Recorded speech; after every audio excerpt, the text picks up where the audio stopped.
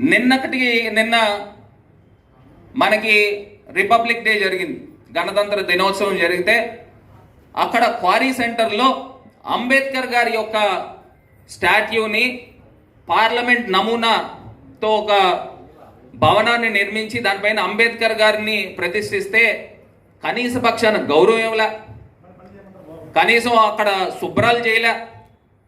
అసలు ఎవరైనా రిపబ్లిక్ డేకి అంత పెద్ద మాన్యుమెంట్ లాగా ఆ అంబేద్కర్ గారి స్టాట్యూ ఉంటే ఎవరైనా శుభ్రాలు చేసి మంచి లైటింగ్ పెడతారు, మనకి ఇండియన్ ఫ్లాగ్ లైటింగ్ పెడతారు ఎవరైనా కానీ, బుద్ధున్నోడు ఎవడైనా కానీ. ఇవాళ రాజమండ్రిలో జిల్లా హెడ్ క్వార్టర్స్, కలెక్టర్ ఇక్కడే నివాసం ఉంటారు, మున్సిపల్ కమిషనర్ ఇక్కడే ఉంటారు, సబ్ కలెక్టర్ ఇక్కడే ఉంటారు. దీంతో పాటు గొప్ప జోక్ ఏంటంటే 6 ప్రజాప్రతినిధులు ఇదే రాజమండ్రిలో ఉంటారు, అంటే ఎంపీ ఇక్కడే ఉంటారు. అదేవిధంగా జిల్లా మంత్రి ఆయన దుర్గేష్ గారు ఇక్కడే ఉంటాడు, అక్కడ తిలక్ రోడ్లోనూ జేఎన్ రోడ్లోనూ. అదేవిధంగా ఈవీఎం ఎమ్మెల్యే ఇక్కడే ఉంటాడు, రూరల్ ఎమ్మెల్యే బుచ్చే చౌదరి గారు ఇక్కడే ఉంటాడు, అదేవిధంగా రాజానగరం ఎమ్మెల్యే ఇక్కడే ఉంటాడు, మళ్ళీ ఎమ్మెల్సీ సోము వీర్రాజు గారు ఇక్కడే ఉంటారు.